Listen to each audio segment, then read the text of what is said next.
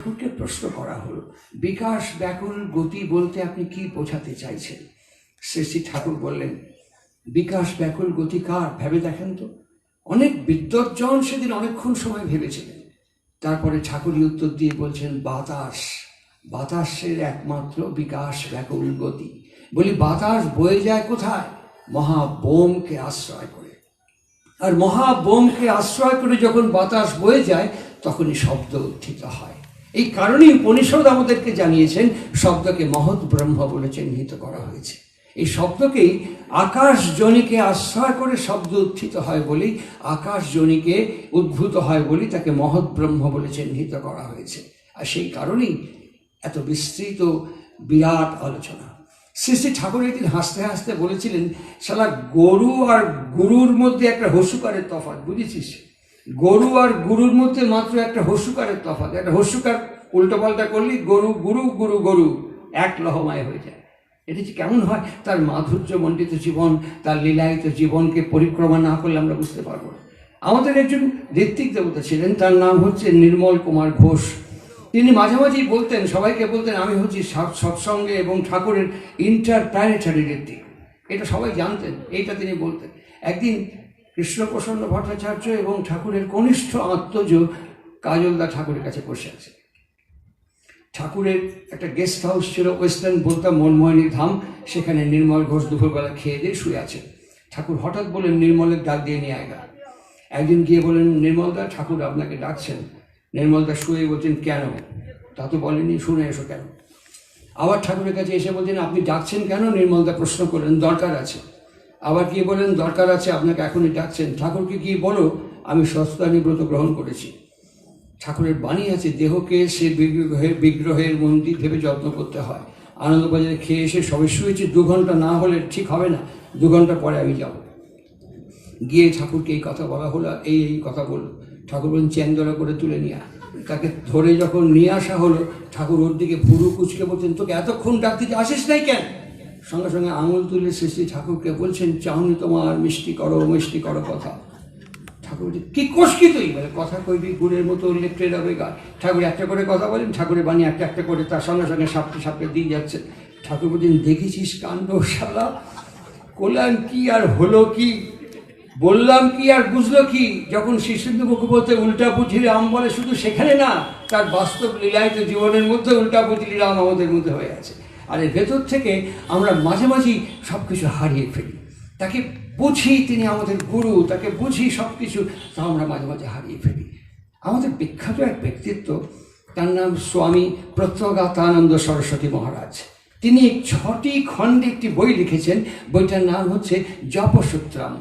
এই জপসূত্রম বইয়ের মধ্যে বলছেন, গুরু কি জানো? শুধু গুরু না, শ্রী গুরু। গুরু বলতে হয় না, আগে বলতে হয় শ্রী গুরু। কেন শ্রী গুরু বলতে হয়? আমাদের জীবনটাই তো শ্রীহীন, আমাদের জীবনে কোনো শ্রী নেই। আর ওই জন্য আমাদের নামের আগে শ্রী অমুক, শ্রীযুক্ত অমুক আমরা এটা বলি। আমাদের চলার মধ্যে শ্রী নেই, হাঁটার মধ্যে শ্রী নেই, বলার মধ্যে শ্রী নেই, তাকানোর মধ্যে শ্রী নেই, সংসার রচনার ক্ষেত্রে শ্রী নেই। সব জায়গায় শ্রীহীন অস্তিত্ব নিয়ে আমরা ঘুরে ফিরে বেড়াচ্ছি। আর সেই জন্য বলা হয় শ্রী গুরু। প্রথমেই গুরুর প্রথমেই যিনি আমাদের গমন করতে শেখান, যিনি আমাদের গমন করতে শেখান। আর যখনই গমন করতে শেখান, তখনই আমার যে অভ্যস্ত সংস্কার আছে, চিরায়ত অভ্যস্ত সংস্কার, সে অভ্যস্ত সংস্কার আমার বাধা, বিপত্তি, অবরোধ, প্রতিকূলতা, প্রতিবন্ধকতা সৃষ্টি করতে থাকে। তিনি কি করেন? তার নিচে একটা হস্য দিয়েছেন, হস্য উচ্ছেদ করতে থাকেন। সেই বাধা বিপত্তিকে উচ্ছেদ করতে থাকেন। এই উচ্ছেদ করতে করতে যখন আমরা এগিয়ে যাই, তখন রময়তী, তখন তার সাথে যখন শীর্ষেন্দুদা রাধার কৃষ্ণ রমণের কথা বলেন, যখন শীর্ষেন্দুদা রাধার কৃষ্ণ প্রেমের কথা বর্ণনা করেন, আরাধনা কেমন করে করতে হয়, তখন তার সাথে আমার সুরাতের সম্মেলন ঘটে। আর এই সুরাতের যখন সম্মেলন ঘটে, তখন তার সাথে আমার আস্বাদন পর্ব হয়, তার সাথে আমার একটা অভূতপূর্ব যোগ রমণ সৃষ্টি হয়। তারপরে আরেকটা রয়ের নিচে হস্যু, আগে যেটা উচ্ছেদ করেছি, পরে সেটা উদয় হতে থাকে, একটু একটু করে উদিত হতে থাকে। আর তারপরে দুটো শূন্য, আমরা এইমাত্র প্রার্থনায় বললাম, তুমি তোমার তজ্জাত সন্তান, আমি তুমিরই উৎক্ষেপ, যেখান থেকে সৃষ্টি হয়েছে আবার সেখানেই ফিরে যাওয়া। মন চলো নিজ নিকেতনে। এর মধ্যে অসংখ্য বাধা, অসংখ্য বিপত্তি। তিনি যে অ্যাবসলিউট, এটা বোঝা খুব কঠিন। আমাদের বিদ্যা আছে, আমাদের বুদ্ধি আছে, আর এই বিদ্যা বুদ্ধি আমাদের জানা আছে অনেক। এই জানাগুলো আমাদের ক্ষেত্রে এত বাধা সৃষ্টি করে। আমাদের বোঝা আছে অনেক, আমরা সবসময় নিরঙ্কুশভাবে তার উপরে নির্ভর করতে পারি না। তার মাধুর্যমণ্ডিত, তার লীলায়িত জীবনকে পরিক্রমা করলে আমরা বুঝতে পারি। শ্রী শ্রী ঠাকুরের হিমায়তপুরে প্রথম জেনারেটর আসছে, প্রথম লন্ডনের ইপসুইচ কোম্পানির জেনারেটর অর্ডার দেওয়া হতে জেনারেটর এসে পৌঁছে গেছে।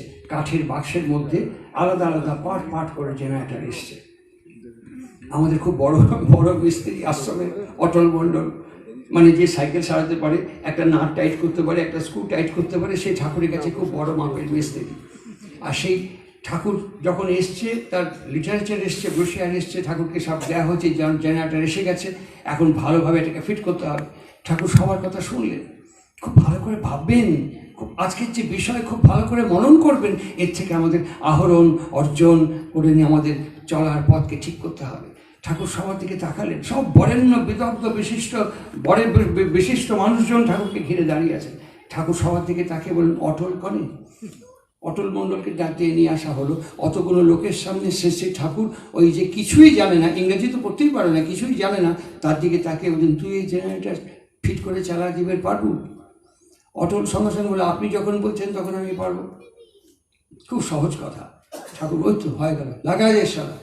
যারা বিশিষ্ট জন ঠাকুরকে বলছেন, অটল কী করে ঠিক করবে যে ইংরেজি যে লিটারেচার কোনটার সঙ্গে কোনটা ফিট করতে হবে জানেই না, পড়তে পারে না, ও কী করে করবে? ঠাকুর শিশুর মতো বলল, অটল যে করলেও পারবে, অটল যে করলেও পারবে। আর তো কোনো কথা নেই। অটল ঠিক করলো, জেনারেটর ফিট করলো। সবাই ঠাকুরের কাছে থেকে যখন শীর্ষেন্দু মুখোপাধ্যায় বলেন, শেয়াল লালন একসাথে রয় লক্ষ যোজন ফাঁক, এখানে বিদ্যা বুদ্ধি অর্থ বৃত্ত প্রতিষ্ঠা কোনো কিছু কাজ করে না। সবাই তখন ঠাকুরকে বিগ্রহ পুরুষোত্তম পরম প্রেমময় বলছে, মুখে ভেতরে ভেতরে বলছে, সর্বনাশ করে দিল, সর্বনাশ করে দিল। এই বলতে বলতে সব সরে যাচ্ছে ঠাকুরের কাছ থেকে। অটল নিবিষ্ট চিত্তে জেনারেটর ফিট করছে।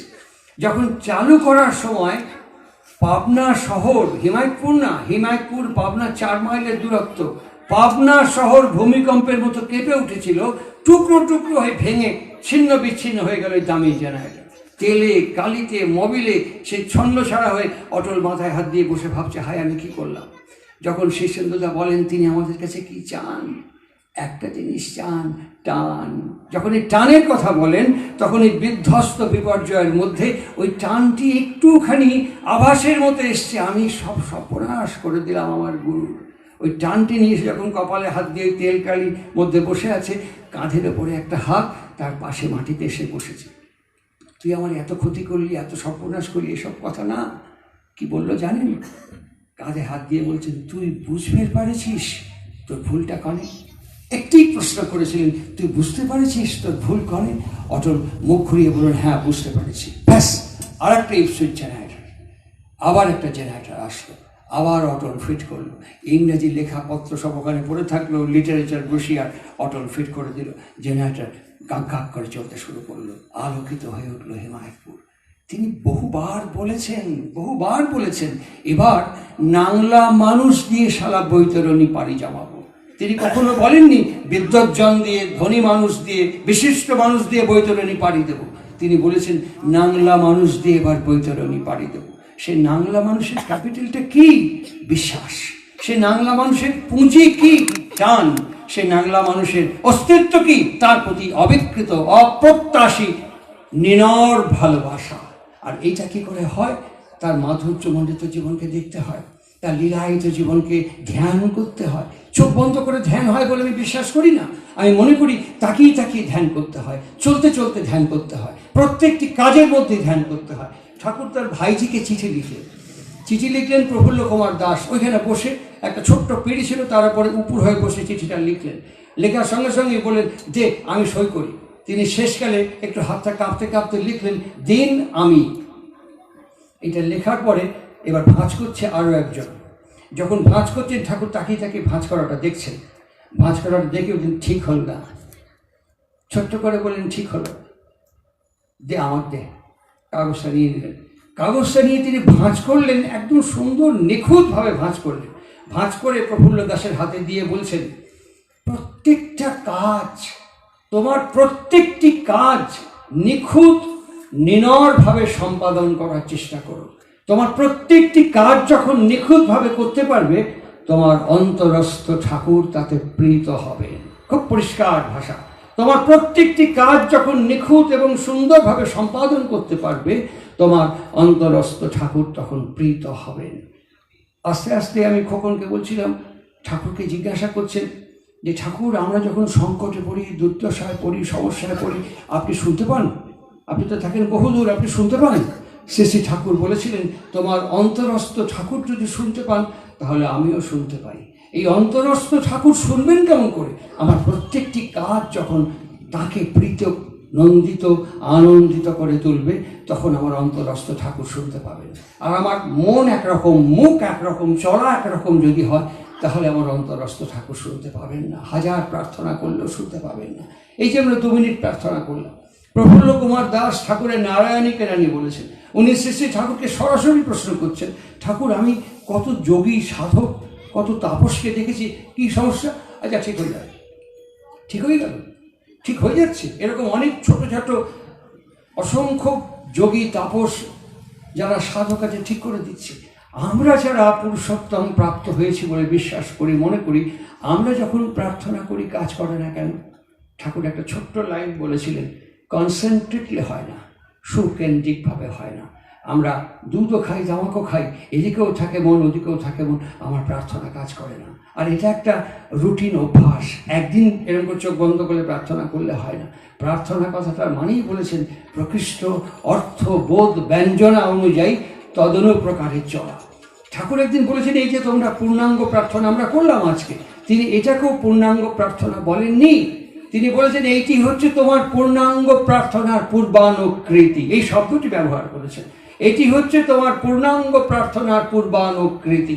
তুমি যখন এর বোধকে, এর সমস্ত ভাবকে, মর্মকে অনুভব করে তদনুযায়ী সকাল থেকে রাত্রি পর্যন্ত চলার চেষ্টা করবে, এবং সেই অনুযায়ী যখন একটু একটু করে বিনির্মিত হতে থাকবে, তখন তোমার প্রার্থনা কনসেন্ট্রিক হবে। ঠাকুর নাকে এরম করে চুলকালেন, ওপরে নাকের ওপরটা চুলকে হাত এরম করে বসে আছে।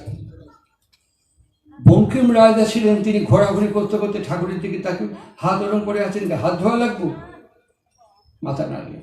নাকের ওপরে হাত দিয়ে হাত ধুতে হয়, একটু বিরক্ত হয়ে বললেন। ঠাকুর হাসতে হাসতে বললেন, আমি যদি সারা নাকের ওপরে হাত দিয়ে হাত না ধুই, তুই সারা মুখে জল নেবি কেন? আমাকে এতখানি সতর্ক এবং সচেতন থাকা লাগে, বুঝতে পারছিস? তারপরেই বঙ্কিম রায়দা এবং প্যারি ডাক্তার জিজ্ঞেস করছেন শ্রী ঠাকুরকে, আচ্ছা অর্জুনকে দাঁড়িয়ে সমরাঙ্গনে পুরো গীতাটা বলে গেলেন, তারপরেও তিনি ভুলে যান কেন? ঠাকুর তারপরে তুই ভুলে যাস কেন? তোকে যে বলেছিলাম যে এই কাজটা করতে, তুই এখনো করে ওঠাবার পারিস নি, তুই ভুলে যাস কেন? প্যারি ডাক্তার চুপ। তারপরেই বলছেন, তোমরা সব এক একখান ছোট ছোট অর্জুন আমার চারপাশে ঘুরে ঘুরে দাঁড়াচ্ছ, বুঝেছ? তোমাদের অহংকার সব ভুলায় দেয়, তোমাদের বিস্তৃতি এনে দেয় তোমাদের অহংকার। আর এই অহংকারকে নিয়ন্ত্রণ করতে পারাই হচ্ছে গুরুকে অ্যাবসলিউট বলে একটু একটু করে জানার চেষ্টা করতে করতে চলা। আমি শ্রী ঠাকুরের মুখে একটি শব্দ শুনেছি একজন সম্পর্কে। আমি সমস্ত অনুকূল দর্শনটাকে, মানে ছানবিন করা যাকে বলে, সেইভাবে চেটে পুটে বেঁটে আমি পরিক্রমা করেছি। আমি কোনো ব্যক্তি সম্পর্কে শব্দটা খুঁজে পাইনি, যা আসছে মুখে শুনেছি। একজন, তার নাম সতীশ দাস, তাকে দেখলে চেনা যাবে না। হাঁটুর ওপরে কাপড়, মোটা গেঞ্জি বুকের ওপরে, একটা কম দামের গেঞ্জি, কম দামের কাপড়, সবসময় একটা হাসে হাসে মুখ, এরকম হাইট। ঠাকুরের তামাক টামাক জ্বলত। ঠাকুর একদিন ওকে বলেছিলেন, ও সতীশ দাস তামাক টামাক ঠিক করে দিই। হাঁটতে হাঁটতে বেরিয়ে যাচ্ছেন, ঠাকুর গুরুপ গুরুপ করে তামাক খেতে খেতে নলটা এরকম করে দিয়ে বলেছিলেন, সতীশ, এই সতীশ হচ্ছে আমার স্বভাব ঋত্বিক। এই শব্দটা আমি আর কারো সম্পর্কে দেখিনি, খুঁজেও পাইনি কোথাও, এটা লেখাও নেই, আমি শুনেছি। এই সতীশ হচ্ছে আমার স্বভাব ঋত্বিক। কেমন সে, টানটা কেমনভাবে আসে। ঠাকুর আদর্শ বিনায়কে একটা ছোট্ট লাইন বাণী আকারে দিয়ে বলেছেন, তোমার প্রিয় পরম তোমার প্রিয় পরম যদি তোমাকে কিছু করতে বলেন, তুমি কখনো ভেবো না তুমি সেটা করে হইয়ে দেবে। তোমার প্রিয় পরম যদি তোমাকে কিছু করতে বলেন, তুমি কখনো ভেবো না যে সেটা করে হইয়ে দেবে। সেটা হয়ে আছে, তোমার হয়ে ওঠার জন্য তিনি তোমাকে ওই আদেশটি করেছেন। এটা শুধু শ্রী শ্রী ঠাকুরের ক্ষেত্রে না, পরম্পরা অনুযায়ী আসছেন। এই দক্ষিণেশ্বর থেকে কিছুটা দূরে কাশীপুর উদ্যানবাটিতে সমন্বয়াচার্য শ্রীরামকৃষ্ণ কঠিন কঠিন ব্যাধিতে আক্রান্ত হয়ে আছেন, কঠিন রোগে জর্জরিত। যাই খেতে দিচ্ছেন তাই খেতে পাচ্ছেন না। হঠাৎ আমাদের নারায়ণগঞ্জের দেওভোগ থেকে দুর্গাচরণ নাগ এসে ওই সিঁড়ি দিয়ে ভেতরে ঢুকতে পারেননি। আমরা একটু প্রচার চাই, আমরা একটু মুখ দেখাতে চাই, আমার প্রশংসা, আমার খ্যাতি, আমার কর্মের স্বীকৃতি আপনাদের মুখ থেকে শুনতে চাই। উনি খুব ভালো বলেছেন, হ্যাঁ উনি খুব সুন্দর বলেছেন, এটা বললে আমার অহংকার একটু প্রীত হয়, তৃপ্ত হয়। আর তিনি অমনিপ্রেজেন্ট এবং অমনিপ্রেজেন্ট, তিনি সবখানে আছেন, তিনি সবটা জানেন, তিনি সবটা দেখতে পাচ্ছেন। এইটা আমরা বিশ্বাস করি না, বলি বিশ্বাস করি না। এটা আমরা বলি, বুঝতে পারি না, ধরতে পারি না। তিনি আমাকে নজর করছেন, তিনি আমাকে দেখছেন, এটা আমরা সবসময় বুঝতে পারি না। এটা চিরকাল হয়ে আসছে, তার স্বীকৃতিও আছে। ঠাকুর এক জায়গায় বলছেন, তুমি বাথরুমে অথবা তুমি কোনো নিভৃতে সঙ্গোপনে একান্তে দেখছো একটা পিঁপড়ে জলের মধ্যে হাবুডুবু খাচ্ছে।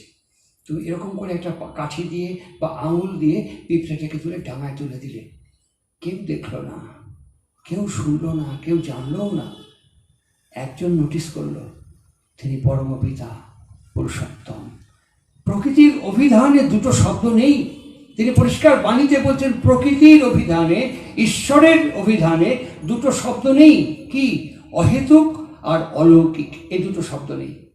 যখনই আমরা এই পিঁপড়েটাকে উদ্ধার করে দিলাম, ঠিক ওই রকম কোনো একটি সংকট মুহূর্তে যখন আমি পড়ে হাবুডুবু খাচ্ছি, তখন কেউ না কেউ, কাউকে না কাউকে তিনি আমার কাছে পাঠান। ঠিক আমি যেমন করে ওকে উদ্ধার করে ডাঙায় তুলে দিয়েছি, আমাকে সংকট এবং সমস্যা থেকে পারে তুলে দেওয়ার জন্য তিনি সতত নজর করছেন আমার দিকে। এইটি আমি থিওরিটিক্যালি বুঝি, ফিলোসফিক্যালি বুঝি, বাস্তব জীবন দিয়ে বুঝতে পারি না। কেন? আমার দৈনন্দিন নিষ্ঠার সাথে আমার প্রত্যেকটি কর্মকে আমি সম্পাদন করি না। তিনি আমাকে যে আদেশ করেছেন, প্রত্যেকটি দিন আমি নিষ্ঠার সাথে এই প্রত্যেকটি কাজ করতে করতে তার কাছে আমি স্বীকারোক্তি প্রদান করি না। আমি এগুলো জানতাম না ঠাকুর, আমাকে কেউ জানায়নি। আমি এগুলো বুঝতাম না ঠাকুর, আমাকে কেউ বোঝায়নি। তুমি আমাকে বলেছো, আমি এটা করলাম। তুমি খুশি হয়েছো ঠাকুর, এটা যে আমি করলাম, তুমি আনন্দ পেয়েছো। আমি বলে যাচ্ছি, করবেন, করে করে প্রত্যেকটা দিন। আমার কথা বিশ্বাস করবেন না, প্রত্যেকটা দিন করতে করতে দেখবেন, আমি বলছি উইদিন 72 আওয়ার্স, 72 ঘন্টার মধ্যে ফিল করবেন শরীরের মধ্যে একটা এনার্জি পোস্ট করছে। তার উপস্থিতি অনুভব করতে পারবেন, তিনি উপস্থিত আছেন, এখনো আছেন। প্রফুল্ল কুমার দাস একদিন বলছেন, আমি কলকাতায় শ্যামবাজার দিয়ে হেঁটে যাচ্ছিলাম, একদিন ফাঁকা ফাঁকা লাগছে, ভয় ভয় করছে। ঠাকুর হঠাৎ করে, তাই শালা কয় কি পাগল, আমি যে তোর ডাইনে বায়ে সামনে পেছনে থাকি, তুই টের পাস না? প্রফুল্ল দাস বলছে, আপনি থাকেন, এবার যখন যাবি দেখিস তো। প্রফুল্ল দাস আমাকে নিজে বলেছেন, প্রলয় ভাই, আমি যখন শ্যামবাজার ট্রাম ডিপোর কাছ দিয়ে হাঁটতে হাঁটতে যাচ্ছি, তখন মনে হচ্ছে ডাইনে এবং আমার পাশে কে যেন আমাকে, এই ট্রাম আসতেছে, এইদিকে শর্ট, এইদিকে শর্ট, ট্রাম আসতেছে। আমি সরে গেলাম, কেউ তো নেই, আমাকে যেন ওকে গাইড করছে। এটা আমি শুনেছি প্রফুল্ল দাসের মুখে। আর তার উপস্থিতি থাকে, একটু বানানো গপ্প করছি না, মিথ্যা কথা বলছি। সেই নাগমশাই যখন ওইখানে গেছেন, তখন শুনছেন শ্রী শ্রী রামকৃষ্ণ বলছেন, একটু আমলকি খেলে বোধহয় ভালো হতো। লোকজন বলছে, আমলকি আমলকি আমলকি আমলকি আমলকি আমলকি, ঢেউটা দরজা পর্যন্ত এসছে। নাগমশাই ঘরের ভেতর ঠকেনি, সিঁড়ি দিয়ে নেমে গিয়ে কাশীপুর উদ্যানবাটি বাড়িটা থেকে ওই রাস্তা দিয়ে চিতপুর ধরে সোজা হাঁটতে হাঁটতে নতুন বাজার, এখনকার লোহিয়া হাসপাতালের কাছে, সেখানে দাঁড়িয়ে দেখছেন কোথাও আমলকি পেলেন না, কোনো জায়গায় আমলকি নেই। একটি দেহাতি মহিলা, তিনি একটি ঝামার মধ্যে এই কটা আমলকি নিয়ে বসে আছেন। আমরা হলে কি করতাম? আর পুরুষোত্তম বা শ্রীগুরু প্রাপ্ত হলে তার শ্রীহীন জীবন কেমন করে শ্রীময় হয়, এটি জপসূক্তমের মধ্যে তিনি দেখাচ্ছেন। গুরুকরণ করলে কি হয়, এই টাকা দিলাম, আমলকি কিনে নিলাম, এইটা আমার রকম ধরন। আর গুরু প্রাপ্ত হলে, শ্রীযুক্ত হলে কি হয়, তিনি হাত জোর করে বলছেন, মা গো, আমি ওখান থেকে এখান পর্যন্ত এলাম, কোথাও আমলকি পাইনি। এখানে যখন তুমি আমলকি নিয়ে বসেছ, আমার গুরু চেয়েছে বলেই আমলকি তুমি রেখেছ। তুমি আমার প্রণাম নাও মা, আমাকে কটা আমলকি দেবে আমার গুরুর ভোগের জন্য? দেবে? এই কটি কথাতে সেই মাটি বলছেন, তুমি নিয়ে যাও বাবা, দাম লাগবে না। না না না না না, এ মহার্ঘ সম্পদ, মহার্ঘ সম্পদ। তুমি যে দয়া করে আমাকে এইটুকু দান করছো, এটা যথেষ্ট, একটু মূল্য তো নিতেই হয় দক্ষিণা। সামান্য নিয়ে উনি ঘর পর্যন্ত ভিড়ে ঢুকতে পারেনি, ভক্তদের হাতে আমলকিটা দিয়ে দিয়েছে। ওই আমলকি ধুয়ে যখন একটা কুচো শ্রী শ্রী রামকৃষ্ণের জীবের মধ্যে পড়েছেন, জীব দিয়ে পাশ ও পাশ নেড়ে, তিনি জানেন, তিনি ভক্তদের বলছেন, নাগমশাই নিয়ে গেছে বুঝি, নাগমশাই এনেছে বুঝি। এবার সবাই জানলো আমলকিটা কে দিয়েছে। ঘুরতে ঘুরতে ঘুরতে ঘুরতে নাগমশাই, আপনি আমলকি এনেছেন, আপনাকে আমলকি এনেছেন, আপনি আমলকি দিয়েছেন। নাগমশাই দু চোখ দিয়ে জল গড়িয়ে পড়ছে, হাত জোর করে বলছেন, ঠাকুর আমি তো তোমার কাছেও যাইনি, সামনেও দাঁড়াইনি, তুমি বুঝতে পেরেছো ঠাকুর, আমি তোমাকে এনে দিয়েছি। তোমার এত দয়া ঠাকুর, তোমার এত দয়া, তুমি আমাকে সবসময় নজরে নজরে রেখেছো ঠাকুর। এরকম করে তার অস্তিত্ব ভক্তের ভেতরে একটু একটু করে জেগে ওঠে। আমি তখন জন্মাইনি, আমি তখন জানি না, আমি যেটা জানি, আমি যেটা দেখেছি সেটা বলছি। রাত্রি 10:30, দেওঘর সেই সময় রাত্রি 10:30টার কীরকম অবস্থা হয়, যারা গেছেন দেখেছেন তারা অনুমান করতে পারবেন। ঠাকুরের ভোগ তৈরি, প্রফুল্ল চ্যাটার্জিদা ভোগ রান্না করতেন, তিনি এসে বলছেন, ভোগ নিয়ে আসবো। ঠাকুর সত্যর দিকে তাকিয়ে আছেন। ভক্তজন ভাবছেন তাড়াতাড়ি শুয়ে পড়লেই বাঁচা যায়, আমরা ফিরবো, যে যার কাজে যাবো, বিছনা করে দিয়ে শুয়ে দিলে নিশ্চিন্ত। সবাই তাকিয়ে আছে। ঠাকুর সবার দিকে জুলজুল করে তাকাতে তাকাতে বলছেন, চাল কুমড়ো খাবার ইচ্ছে করতেছে। এই পাগল নাকি, রাত্রি 10:30 বাজে চাল কুমড়ো খাবে? গুরুকে ছবিতে পুজো করা যতটা সহজ, গুরুকে চলন্ত জীবন্ত বাংময় বিগ্রহের মধ্যে সেবা করা অতটা সহজ ব্যাপার নয়, অতটা সহজ ব্যাপার নয়।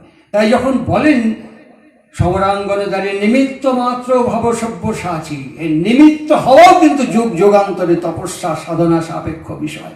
নিমিত্ত যে কেউ হতে পারে না। সব ভক্তজন যখন শুনলেন চাল কুমড়ো খাবেন, আমি দেখেছি সৎসঙ্গের গ্যারাজ থেকে একটা স্টেট গভর্নমেন্টের অত গাড়ি নেই, যা সৎসঙ্গের গ্যারাজে গাড়ি আছে, একটার পর একটা গাড়ি উড়ে চলে যাচ্ছেন, বেরিয়ে চলে যাচ্ছেন, চাল কুমড়ো চাল কুমড়ো চাল কুমড়ো। সতীশ দাস বাইরে দাঁড়িয়ে শুনলেন, এত গাড়ি বাড়াচ্ছে কেন? আরে বলবেন না বসে, ঠাকুর এখন রাত্রি 10:30 চাল কুমড়ো খাবেন। সতীশ দাসের বাইরে থেকে শুনেই বেরিয়ে চলে গেছে। বেরিয়ে যেতে যেতে ওই আমাদের ডাক বাংলার ঘরের আগে একটা বাড়ি ছিল, ষোড়শী ভবন লেখা, একটা কয়লার ডিপো, হরপ্রসন্ন মজুমদারের বাড়িতে থাকতেন। ওখানে কয়লার মাচার উপরে একটা ছোট্ট লতানের গাছে চাল কুমড়ো গাছ, একটা লতানো গাছ, এইটুকু একটা চাল কুমড়ো সেখানে ফলে আছে। সতীশদার হরপ্রসন্ন থেকে ডেকে বলছেন, একটা চাল কুমড়ো আছে, এটা কি ঘরে দয়ালের ভোগ নিয়ে যান। ওই চাল কুমড়ো ভোগে গেল, ভোগ হলো, রান্না ঠাকুরের পাতে, ঠাকুরের জ্যেষ্ঠ আত্মজ পূজ্যপাদ বর্দা ঠাকুরের মুখে দিয়েছেন চাল কুমড়ো। ঠাকুর নেড়ে বেড়েছিলাম, সতীশ আনিছে বুঝি, হাসতে হাসতে বলছে। বর্দাও জানেন না সতীশ নিয়ে এসছে। তারপরে দাঁড়ায় করছে, তুই চাল কুমড়ো আনিছিস? বর্দা জিজ্ঞেস করে যাচ্ছেন, সতীশ হাত জোর করে দু চোখ দিয়ে জল গড়িয়ে পড়ছে, উত্তর দেওয়ার প্রয়োজন মনে করছে না। তুমি জানো পরম পিতা, আমি টর্চ দিয়ে খুঁজতে খুঁজতে এইটুকু চাল কুমড়ো এনেছি, তুমি বুঝতে পারছো? ঠিক আমাদের প্রত্যেকের জীবনে তিনি এরকম করে বুঝতে পারেন, আমাদের প্রত্যেকের জীবনে তিনি এরকম করে জানতে পারেন কি করতে হয় তার জন্য। প্রত্যেকটি কাজ করেই ঠাকুরকে বলতে হয়, ঠাকুর আমি এই কাজটা করলাম, তুমি আনন্দ পেয়েছো, তুমি তৃপ্তি পেয়েছো। আমি তো কোনোদিন জানিনি, আমি তো কোনোদিন করিনি, কেউ করায়নি, জানায়নি, শেখায়নি, তাই করতে পারি না। তুমি আনন্দ খুশি তৃপ্তি বোধ করছো।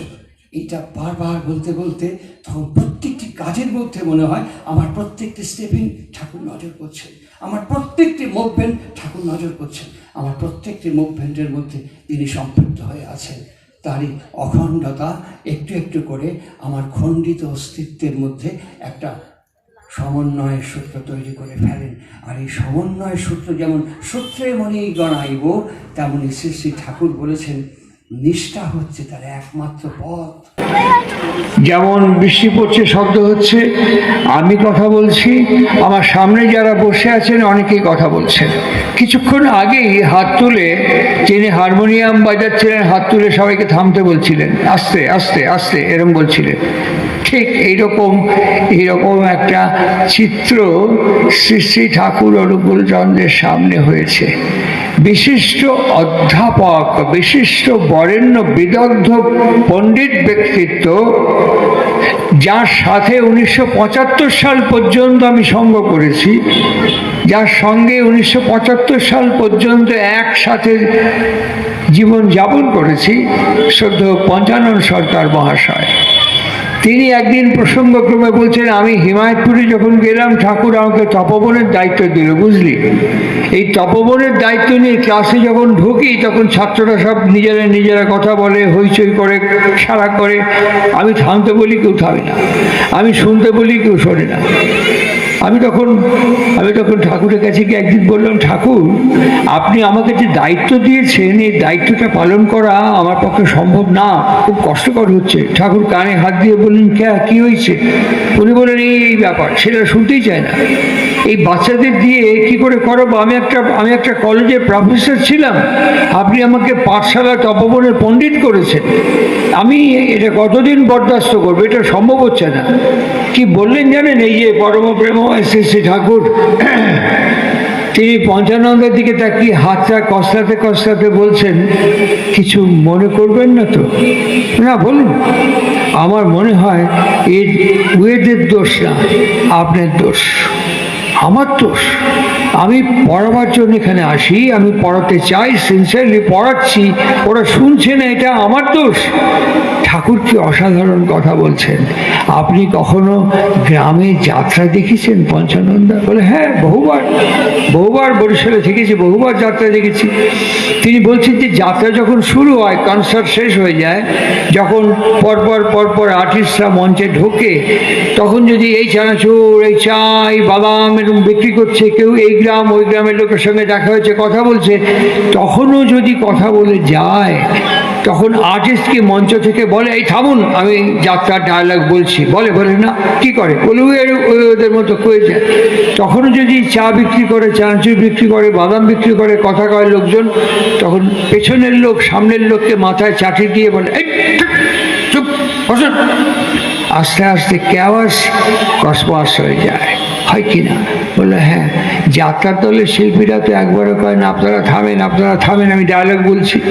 তা আপনার যদি সে অ্যাট্রাকটিভ পার্সোনালিটি থেকে যায়, আপনি ক্লাসে ঢোকার সঙ্গে সঙ্গে সব চুপ করে যাবে। ঠিক কিরকম? পঞ্চানন সরকার বললেন, আগে হ্যাঁ ঠিক। প্রবলেম হচ্ছে, আমি যখন বাড়িতে ঢুকি আমার বউ আর আমার ছেলে মেয়ে চুপ হয় না। সমস্যা হচ্ছে, আমি যখন আমার বউ আর ছেলে মেয়েকে কোনো কথা বলি, তখন আমার ছেলে মেয়ে এবং আমার বউ সব কথা ভালো করে শোনে না, গুরুত্বও দেয় না, পাত্তাও দেয় না, মনেও রাখে না, পালনও করে না। It's a great problem.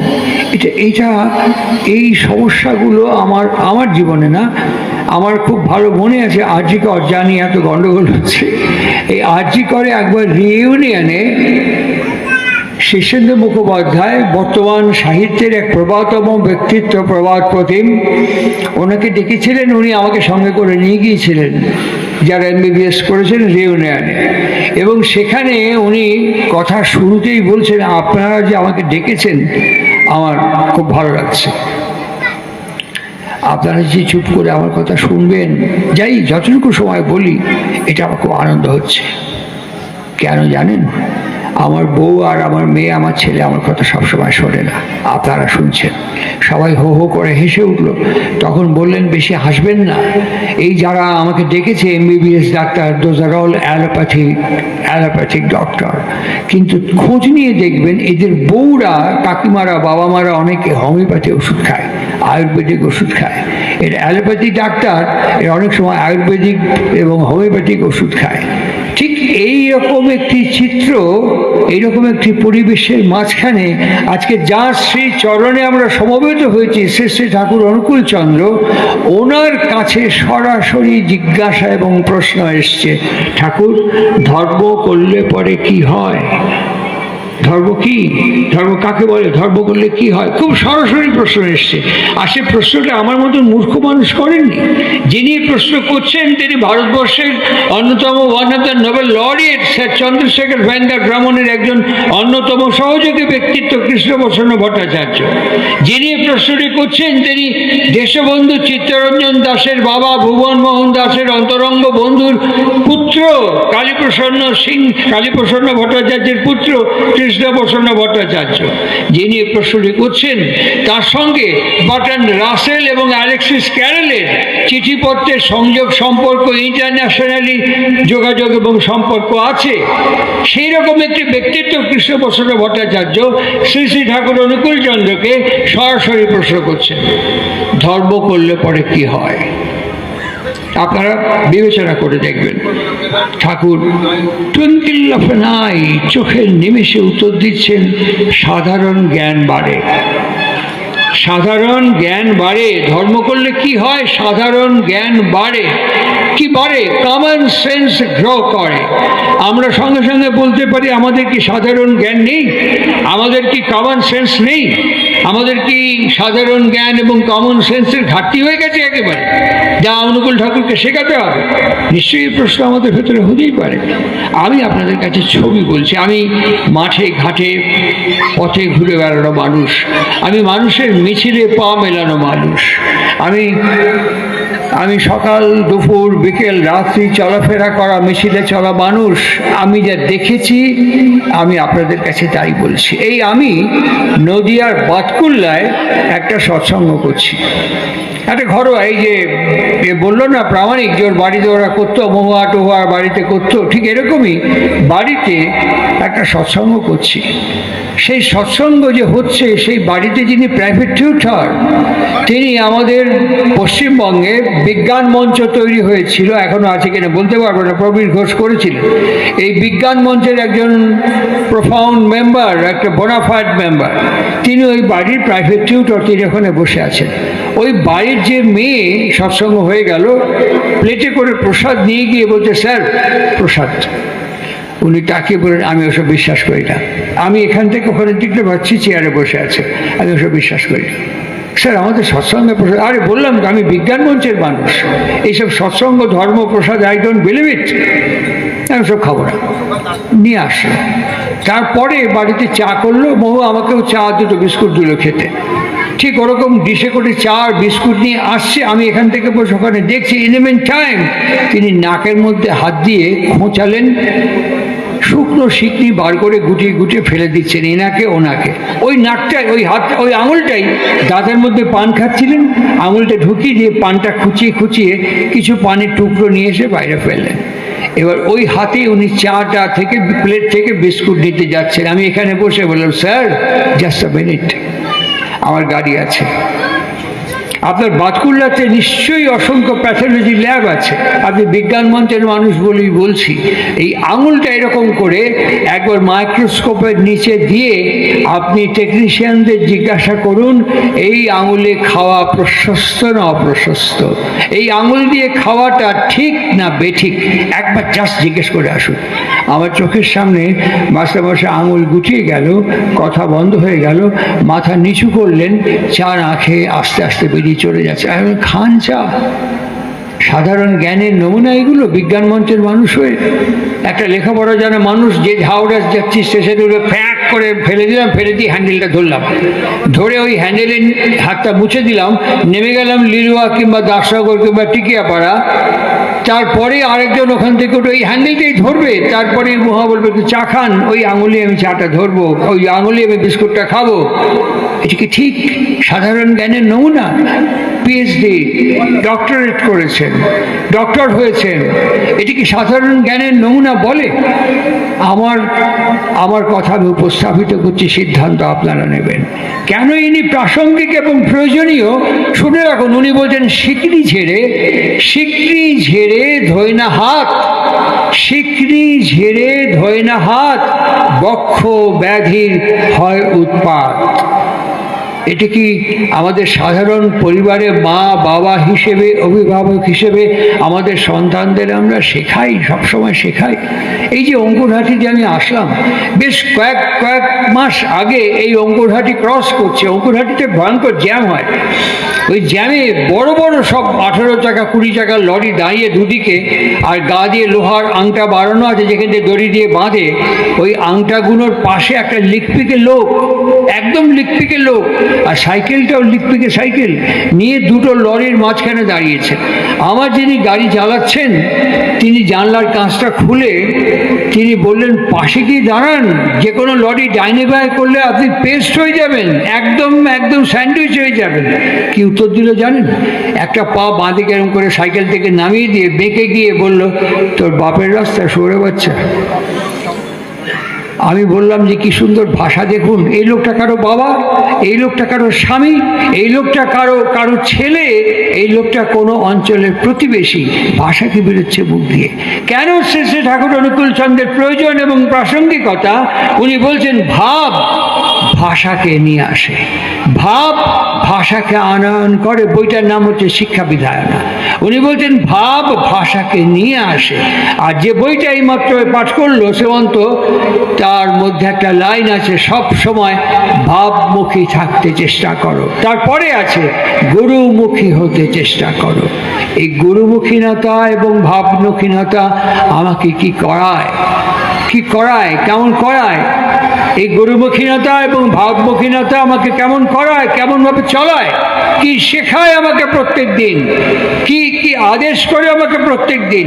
চলুন, ওর মাহাত্ম্যমণ্ডিত, তার লীলায়িত, তার মাধুর্যমণ্ডিত জীবনকে যদি আমরা সন্দর্শন না করি। আমার সুযোগ হয়েছিল একদম শৈশবকাল থেকে এই শ্রীবিগ্রহের সামীপ্যে এবং সান্নিধ্যে বড় হয়ে বেড়ে ওঠা। আমার এই হাত দিয়ে বহুবার তাকে আমি স্পর্শ করেছি, তিনিও আমাকে বহুবার স্পর্শ করেছেন। আমার এই সুযোগ স্বীকৃতি ঘটেছিল বলেই সন্দর্শনের সুযোগ হয়েছিল, সৌভাগ্য হয়েছিল। তার স্ত্রী ছোট মা বলি, পূজনীয়া ছোট মা, তিনি যে বসতেন খাটের মধ্যে, চারদিকে চারটে ছত্রী, একটা ছত্রী ধরে ছোট এরকম করে দাঁড়িয়ে ঠাকুরের কথা শুনছেন, ঠাকুর মাঝখানে দাঁড়িয়ে কথা বলছেন। ভক্তজন কথা বলতে বলতে হঠাৎ ঠাকুর ডান দিকে একটু হেলে গিয়ে ছোট মাকে জিজ্ঞেস করছেন, আমি তো যা করবে কইছিলাম তা করেছিস? খুব ফিস করে বললেন। ছোট জিভ বার করে ফেললেন। আমাদের বাড়িতে এটা প্রায় দেখি, যদি আমি আমার বউকে বলি তুমি এটা করেছো, এই মা ভুলে গেছি, তা করছি এখন। এর প্রায় আমাদের ছেলে মেয়ে বউ সংসার নিয়ে আমাদের প্রায় এটা ঘটে। ছোট মার ক্ষেত্রে তাই দেখেছি, এই চা ভুলে গেছি, এখনই করছি। চলে গেলেন কাজটা করতে। ঠাকুর ভক্তজন সামনে ঘুরে জিজ্ঞেস করছেন, এই মানুষ ভুলে যায় কত, মানুষ ভুলে যায় কেন কত? অনেক ভক্তজন অনেক রকমের উত্তর দিয়েছিলেন, ঠাকুর খুশি হননি। শেষকালে সবাই ঠাকুরকে বললেন, আপনি বলুন। ঠাকুর বলছেন, অশ্রদ্ধার থেকে। মানুষ ভুলে যায় কি করে? বললেন, অশ্রদ্ধার থেকে। ছোট মা ঠাকুরকে অশ্রদ্ধা করেন তা নয়, কিন্তু আমরা অনেক শব্দ ব্যবহার করি ক্যাজুয়ালি, অনেক শব্দ ক্যাজুয়ালি ব্যবহার করি, সেই শব্দগুলোর মানে আমরা ভালো করে জানি না। অনেক শব্দ ক্যাজুয়ালি ব্যবহার করি, সেই শব্দগুলোর ভেতরের যে মার্মিক ব্যঞ্জনা তাকে আমরা ভালো করে বুঝতে পারি না। দেবীপ্রসাদ মুখোপাধ্যায় ওইখানে বসেছিলেন, শ্রী শ্রী ঠাকুর, এই দেবী একটা শ্রদ্ধা কন থেকে আইছে? বাংলা ডিকশনারি এবং উইলিয়াম মনিয়ারের ডিকশনারি থেকে দেবীপ্রসাদ মুখোপাধ্যায় খুলে বার করে বলছেন, সৎ মানে হচ্ছে আশ্রয় এবং সেবা। তালিবা সয়ডাফলা খণ্ডত্ব। সৎ মানে হচ্ছে আশ্রয় এবং সেবা, আর যুক্ত ধা মানে হচ্ছে ধারণ করা। তাহলে আমি যাকে আশ্রয় করে যে সেবা প্রদান করছি তার ফলটা আমি ধারণ করছি। আমি যখন যে কথা যে মুহূর্তে করতে বলেছিলাম সেই কথা সেই মুহূর্তে যদি না করে তার ফলকে ধারণ করা না যায়, তাহলে ভুলে গেছি, এই কথাই মুখ থেকে বেরোবে। এটাই স্বাভাবিক, এটা অস্বাভাবিক না, এটা সায়েন্টিফিক, এটা একদম অবৈজ্ঞানিক নয়। ঠিক এইভাবেই তিনি বারবার বলছেন, আমি বিশেষ জোরের সঙ্গে তোমাদের যে কথা পালন করতে বলেছি, বিশেষ শৈথিল্যের সঙ্গে তোমরা তা অবজ্ঞা করেছ। আজকে সেই জায়গায় আমরা দাঁড়িয়ে আছি, আজকে সেই প্রেক্ষাপটে আমরা দাঁড়িয়ে আছি। আর দাঁড়িয়ে থেকে ঠাকুর আমাদেরকে কি শেখাচ্ছেন? গুরুভক্তি অনেক পরে, গুরুভক্তি অনেক পরে। তিনি বলছেন যে আগে দেখ তোকে ভক্তি করে কিনা, আগে দেখ তোকে মান্যগণ্য করে কিনা। তুই মা, তুই বাবা, তুই পরিবারের ওদের জন্মদাতা জন্মদাত্রী, তোদের মানে কিনা আগে ভালো করে দেখ। এটা কি সুন্দর, তার নিয়ন্ত্রণ, সামঞ্জস্য এবং সমাধান। তিনি একদিন বসে আছেন, ঠাকুর আমতলায় বসে কথা বলছেন দেওঘরে, আর সরোজিনী জোয়ারদার সাথে কি ঝগড়া হয়েছে জানি না। কালীষষ্ঠী মা এবং তার মেজ ছেলে সুরেশ দা দুজনে ছুটতে ছুটতে ঠাকুরের কাছে আসছে। আর ঠাকুরের কাছে এসে ঢিপ করে যখন প্রণাম করেছে, ঠাকুর তখন তার ছেলে কাজলদার মুখে একটা গান শুনছিলেন, পরাণ সখা বন্ধু হে আমার, গানটা ঝড়ের রাতে আজি তোমার অভিসার, এই গানটা শুনছিলেন। আর যেই ওরা তার মাঝখানে সে ইন্টারাপ্ট করে প্রণাম করলেন, প্রণাম করার সঙ্গে সঙ্গে ঠাকুরকে বলতে একটা জরুরি কথা আছে। ঠাকুর হাসতে হাসতে বলছেন, শালা তোর হাঁটা দেখি বুঝবে পারিছি তুই কোনো আকাম বাধায় আইছিস, কি কথা। এবার দুজনের বিরুদ্ধে বলছে, মা ছেলের বিরুদ্ধে, ছেলে মার বিরুদ্ধে, মা ছেলের বিরুদ্ধে, ছেলে মার বিরুদ্ধে বলছে। আমরা কি করি, কথার মাঝখানে ইন্টারফেয়ার করি, আমরা কি করি, কথা ইন্টারাপ্ট করি, আমরা কি করি, মাঝখানে গিয়ে ওই বিষয় থেকেই আরো ইলাস্ট্রেট করার চেষ্টা করি। ইনি কি করলেন, ঠাকুরের অদ্ভুত অদ্ভুত অদ্ভুত বাণী, what to speak, when to speak and how to speak. কখন বলতে হবে, কিভাবে বলতে হবে, কেমন করে বলতে হবে, কি বলতে হবে, what to speak, when to speak and how to speak. উনি আমাদের শেখাচ্ছেন, উনি আমাদের শেখাচ্ছেন কথা বলা কেমন করে করতে হয়। আপনি এই চলাশ্রী বইটা আমাদের সুবল পাঠ করালো, একে দিয়ে তাকিয়ে দেখবেন, ওর মধ্যে একটা বাণী আছে কথোপকথনে। কি করে কথা বলতে হয়, কথা বলা একটা আর্ট, একটা বাচিক শিল্প। কথা বললেই কথা বলা হয় না। পৃথিবীতে সবচেয়ে বেশি কথা বলে কে বলুন তো? পাগল। 24 ঘন্টা কথা বলে যাচ্ছে। আমরা কি বলি ও কথা বলছে? কেউ বলি আমরা বলি ও প্রলাপ বকছে। কথা বলি না আমরা। কথা বলা একটা শিল্প। কথা কেমন করে বলতে হয়, একটু সামান্য একটু সময় আমাকে দিন। একটু সামান্য সময়ের জন্য আমরা দাপর শ্রেষ্ঠ, যাদব শ্রেষ্ঠ, বিষ্ণু শ্রেষ্ঠ, পুরুষোত্তম জনার্দনের শ্রীপদ প্রান্তে গিয়ে একটু সামান্য সময়ের জন্য পৌঁছবো। 18 দিনের মহারণ, 18 দিনের মহারণে হঠাৎ যাকে আমরা এখনো কথায় কথায় বলি, বেটা সত্যবাদী যুধিষ্ঠির, এখনো বিদ্রুপ করার কথাটা আমরা বলি, সিরিয়াসলি বলি বা কমেডিকলি বলি, আমরা এখনো এই ধরনের কথা বলি। সুতরাং এই যুধিষ্ঠির উচ্চারণ করলেন অশ্বত্থামা হত ইতি গজ, সেটা খুব অদ্ভুতভাবে। অশ্বত্থামার বাবা মহাগুরু দ্রোণাচার্য তিনি কিন্তু যুধিষ্ঠিরকে জিজ্ঞেস করেননি, উনি কাকে জিজ্ঞেস করলেন? দাপর শ্রেষ্ঠ। উনি কাকে জিজ্ঞেস করলেন? যাদব শ্রেষ্ঠ। উনি কাকে জিজ্ঞেস করলেন? লীলা পুরুষোত্তম বাসুদেব শ্রীকৃষ্ণকে। কি জিজ্ঞেস করলেন? বাসুদেব, আমার পুত্র অশ্বত্থামাকে মারা গেছে। কথা কি করে বলতে হয় দেখুন। রথ থেকে নেমে এসে দ্রোণাচার্যের সামনে দাঁড়িয়ে বাসুদেব শ্রীকৃষ্ণ বলছেন, গুরু দ্রোণাচার্য, যদি অশ্বত্থামা মারা নাও গিয়ে থাকেন, অশ্বত্থামা কি মারা যাবেন না? এই যে গুরু দ্রোণাচার্য, ইনি কি কোনদিন মারা যাবেন না? কোনদিন মারা যাবেন না? এরকম কথা যে হতে পারে দ্রোণাচার্য এক্সপেক্ট করতে পারেননি, হাঁ করে তাকিয়ে আছে। এইবার বাসুদেব শ্রীকৃষ্ণ জিজ্ঞাসা করছেন, গুরু দ্রোণাচার্য, আপনি আপনার ছেলেকে কি দিয়েছেন? কেন এই মহুয়া প্রামাণিক, এই প্রামাণিক পরিবার, উত্তম চক্রবর্তী শ্রদ্ধ ব্যক্তিত্ব সভাপতি ঋত্বিকের কথায় ওই উৎসবকে ঘর থেকে বাইরে নিয়ে এসে সর্বজন সম্মেলনে, সামীপ্যে, সান্নিধ্যে আজকে এই উৎসব উদযাপন করছেন? কেন? এর প্রাসঙ্গিকতা কোথায়? প্রয়োজনীয়তা কোথায়? বাসুদেব শ্রীকৃষ্ণ জিজ্ঞেস করছেন, আপনি বিং এ ফাদার, আপনি একজন পিতা হিসেবে আপনার পুত্র অশ্বত্থামাকে আপনি কি দিয়েছেন দ্রোণাচার্য? দ্রোণাচার্য ফর্দ তৈরি করে বলছেন, খেতে পেত না, খেতে দিয়েছি, রাজা করেছি, সম্মান দিয়েছি, ঐশ্বর্য, বৈভব, সম্পত্তি, খ্যাতি, প্রতিষ্ঠা, অন্যান্য ফর্দ বলে যাচ্ছে। বাসুদেব চুপ করে শুনলেন, তারপরে বললেন, সংস্কার। কি সংস্কার দিলেন? হস্তিনাপুরের ভরা রাজ্য সভার মধ্যে একটা গৃহনারী কুলবধূকে বেশ্যা বলে আপনার ছেলে বলল, আপনি বাবা হিসেবে কানে শুনলেন, চোখে দেখলেন, কণ্ঠ দিয়ে প্রতিবাদ করতে পারলেন না, হাত দিয়ে আটকে টানতে পারলেন না। এই সংস্কার দিয়েছেন। আপনি আপনি আপনার ছেলেকে দুর্যোধনের মতন একটি অধার্মিকের সান্নিধ্যের সক্ষতায় রাখলেন, আপনার ক্ষমতা হলো না তাকে শাসন করার, তাকে টান দিয়ে বার করে নিয়ে আসার। এই সংস্কার দিয়েছেন। বাসুদেব একটা একটা করে সংস্কারের বর্ণনা করে যাচ্ছে। ঠিক সাইমultaneously যখন কালীষষ্ঠী মা এবং তার ছেলে পরস্পর ঝগড়া করছে, পরস্পর মা এবং ছেলে বিরোধিতা করছে, ইনি কি ব্যবহার করলেন? What to speak, when to speak and how to speak.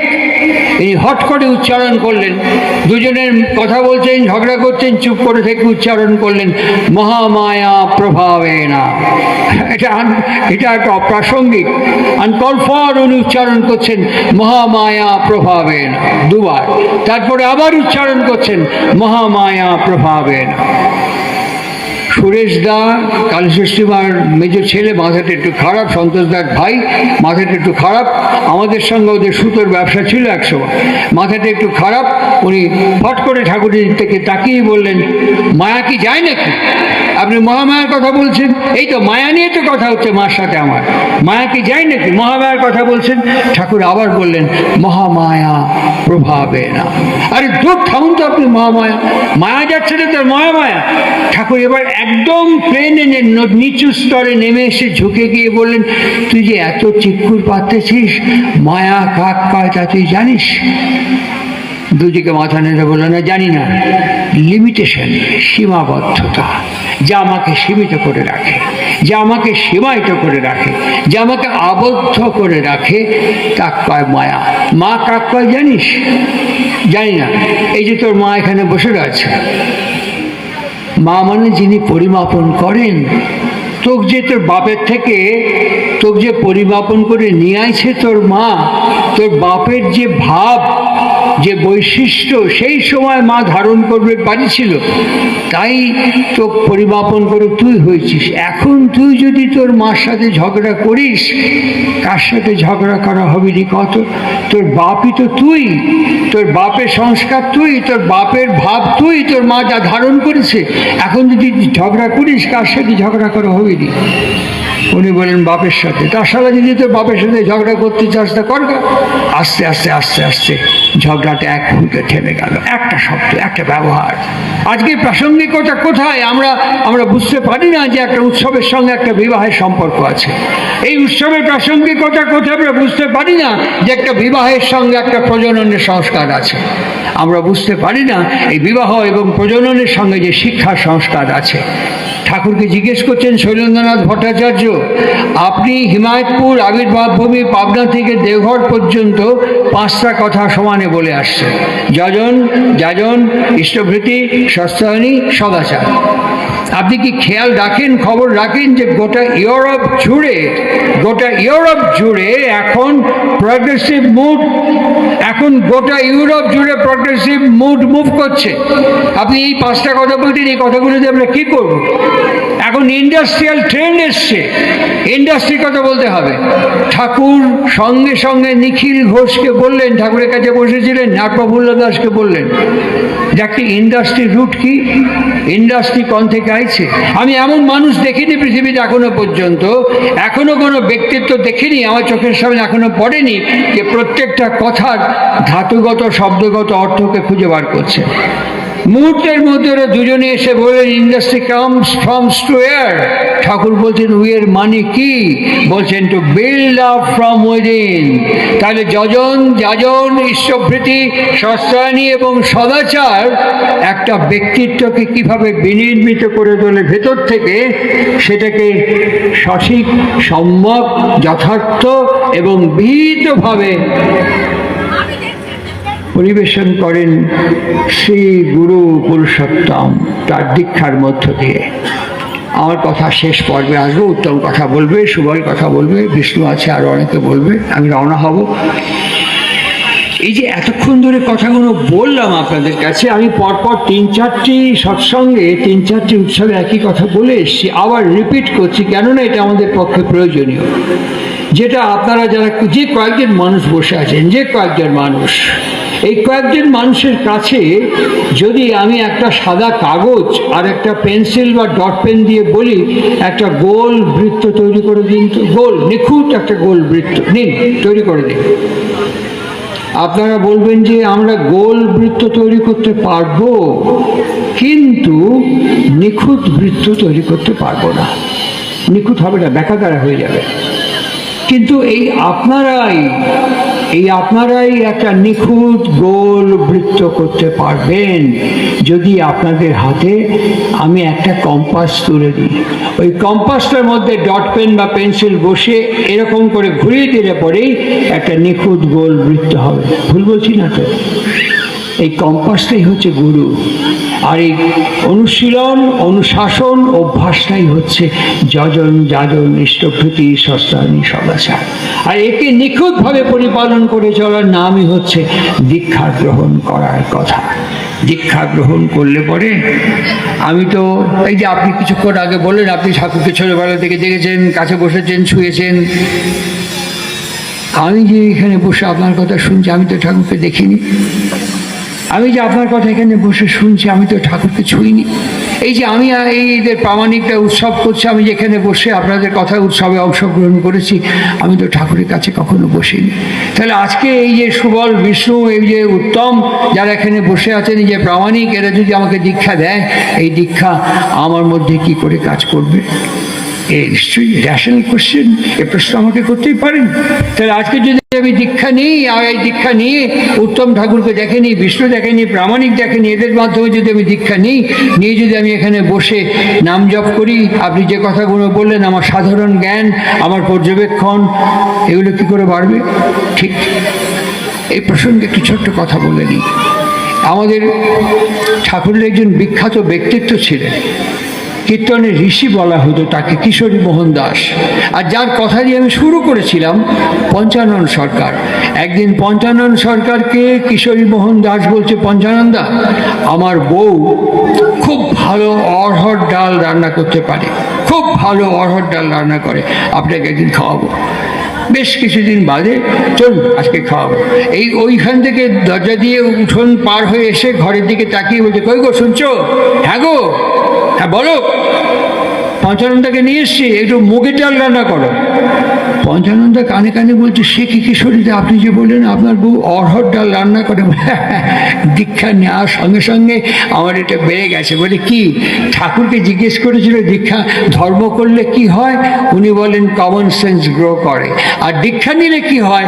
উনি দুটো আঙুল তুলে বলেছিলেন পর্যবেক্ষণ এবং তার ক্রমাগতি, অবজারভেশন অ্যান্ড দেন ফার্দারেন্স, দুটোই বেড়ে যায়। তা আমার ঠাকুরের সঙ্গ করতে করতে এই দুটো বেড়ে গেছে, কারণ আমি দেখেছি আমি যা বলি আমার বউ সব সময় তার উল্টো করে, আমি যা বলি বউ ঠিক তার উল্টো করে। এই যে মুগের ডাল বললাম না, আপনি খাওয়ার পথে বসে দেখবেন একদম পাক্কা অড়হর ডাল করেছে। সেই অড়হর ডাল খেয়ে ছেটে ফুটে আসার পরেই বলছেন, কি এতদিনে বউকে চিনতে পেরেছি যে আমি যা বলি বউ তো উল্টো করে, আমি উল্টো বললে বউ সোজা করে, আমি তাই উল্টো বললাম মুগ আর পেলে না অড়হর। ঠিক বুঝতে পেরেছি। এই পর্যবেক্ষণ ক্ষমতাটা আমাদের মধ্যে বেড়ে যায়। কি করে বেড়ে যায়? কেমন করে বেড়ে যায়? অভ্যাস যোগ, অনুশীলন এবং অভ্যাস যোগের মধ্য দিয়ে। এই যে আপনারা আমার সামনে বসে আছে সামান্য কয়েকজন মানুষ, আমি যদি এরকম করে হাত বাড়াই আপনাদের ছুঁতে পারবো না। আপনারা যদি ওখান থেকে হাত বাড়ান আমাকে ছুঁতে পারবেন না। এই যে মহুয়া ওখানে বসে আমার কথা শুনছে, ইনি আমার কথা শুনছেন, এই যে মহুয়ার ছেলে আমার কথা শুনছে, আপনারা নিজেরা কোনো একজনের দিকে কিছুক্ষণ একদৃষ্ট চোখের দিকে তাকিয়ে থাকুন, ঘড়ি ধরে 5 মিনিট তাকিয়ে থাকুন। 5 মিনিট পর যার দিকে তাকিয়ে আছেন সে আপনাকে বলবে, কিছু বলবেন? আমি তো আপনাকে কিছু বলিনি, আমি তো আপনাকে ছুঁইনি, আমি তো আপনাকে কোনো প্রশ্নও করিনি, কথাও বলিনি। তবু সে জিজ্ঞেস করবে, কিছু বলবেন? কেন বলছে? আমার চোখের অরা, আমার চোখের জ্যোতি, আমার চোখের দৃষ্টি কি করছে? তার ত্বককে স্পর্শ করছে।